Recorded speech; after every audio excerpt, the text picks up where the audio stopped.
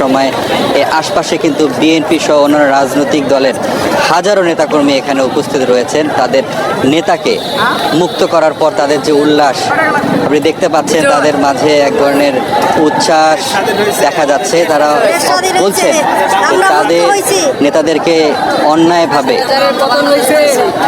কারাগারে রাখা হয়েছে, তারা অপেক্ষায় আছেন সেই কাঙ্ক্ষিত অপেক্ষায় যে বিএনপি নেতাদেরকে যখন মুক্তি করবে তাদের মুক্তির অপেক্ষায় তারা রয়েছেন। মূলত বলে রাখি যে বৈষম্য বিরোধী ছাত্র আন্দোলনকে কেন্দ্র করে সারা দেশে যে গণগ্রেপ্তার শুরু হয়েছিল, সেখানে বিএনপির সিনিয়র যুগ্ম মহাসচিব রুহুল কবির রিজভী, বিএনপি নেতা আমানুল্লাহ আমান, নজরুল ইসলাম খান সহ শীর্ষ যে নেতারা রয়েছেন তাদেরকে গ্রেপ্তার করা হয়েছে এবং অসংখ্য নেতাকর্মীরাও কিন্তু গ্রেপ্তার হয়েছেন বিভিন্ন পর্যায়ে।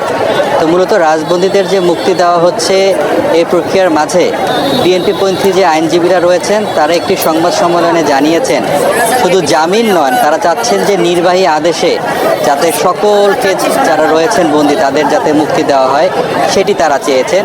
মূলত আপনি দেখতে পাচ্ছেন যে এখানে একটি অন্যরকম একটি পরিবেশ তৈরি হয়েছে।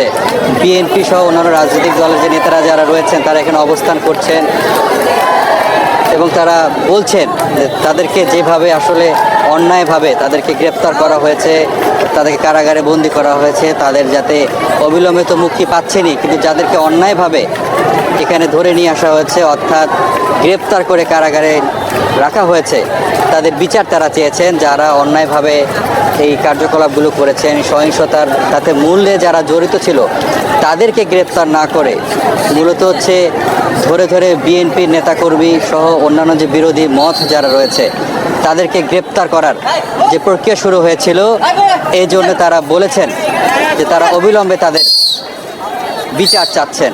আপনি হয়তো দেখতে পাচ্ছেন যে এখন সেনাবাহিনী মূলত এখানে যেভাবে বিএনপি নেতাকর্মী সহ যারা এখানে অবস্থান করছেন যাতে কোনো ধরনের অনাকাঙ্ক্ষিত ঘটনা না ঘটে, এই জন্য কিন্তু যারা এখন অবস্থান করছেন তাদেরকে ধীরে ধীরে এখান থেকে সরিয়ে দেওয়ার চেষ্টা করছে। কারণ আপনি জানেন যে নরসিংদীতে কিন্তু একটি কারাগার থেকে সব কয়েকজন পালিয়ে গিয়েছিল।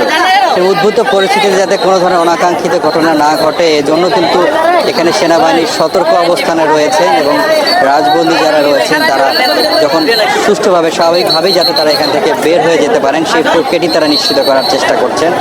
কিন্তু নেতাকর্মীরা যারা এখানে আছেন তাদের মাঝে তো এক ধরনের উচ্ছ্বাসের কথা আমি দেখি, যাতে কোনো ধরনের অনাকাঙ্ক্ষিত ঘটনা না ঘটে।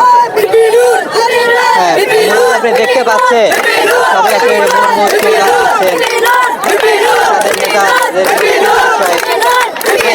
উৎসমুখর পরিবেশ